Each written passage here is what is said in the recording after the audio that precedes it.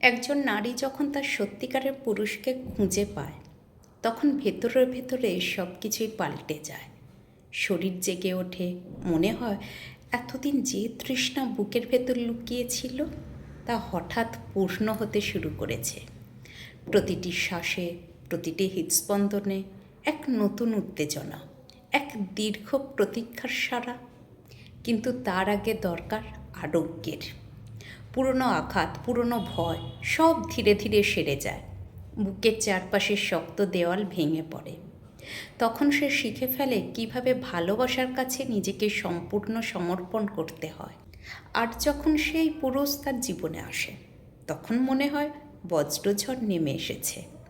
নারী অনুভব করে শত বছর ধরে সে এই ছোঁয়ার অপেক্ষায় ছিল। তার ঠোঁট, তার নিঃশ্বাস, তার বুকে আশ্রয় নেওয়ার আকাঙ্ক্ষা সব যেন নতুন করে জন্ম নেয়। তার পাশে এসে নারী আর নিজেকে আটকে রাখে না। তার ভেতরের আগুন সে আর লুকায় না, বরং জ্বালিয়ে তোলে, ছড়িয়ে দেয় শরীরের প্রতিটি শিরায়। তার নারীসত্তা তখন পূর্ণ হয়ে ওঠে। সে হয়ে ওঠে উদযাপিত, কাম্য, পবিত্র। তার পুরুষ তাকে একই সাথে নিরাপত্তার স্বাধীনতা দেয়। সে হয়ে ওঠে পাহাড়ের মতো শক্ত, আর নারী বয়ে চলে নদীর মতো বুনো স্রোতে। তার আলিঙ্গনে নারী খুঁজে পায় স্থিরতা, আবার মুক্তিও। প্রতিটি চুম্বনে নারী টের পায়, এই মানুষটাকে আমি আগে থেকেই চিনি, বহু জন্ম ধরে। তার প্রতিটি স্পর্শ মনে হয় শরীরে কবিতা লিখছে। তার বুকে নারী ফুটে ওঠে ফুলের মতো। তার শরীরের বাঁক, দীর্ঘশ্বাস, এমনকি নীরবতাও হয়ে ওঠে এক পবিত্র অর্পণ। তখন সে বুঝে যায় ভালোবাসা মানে দখল নয়, বরং প্রসার।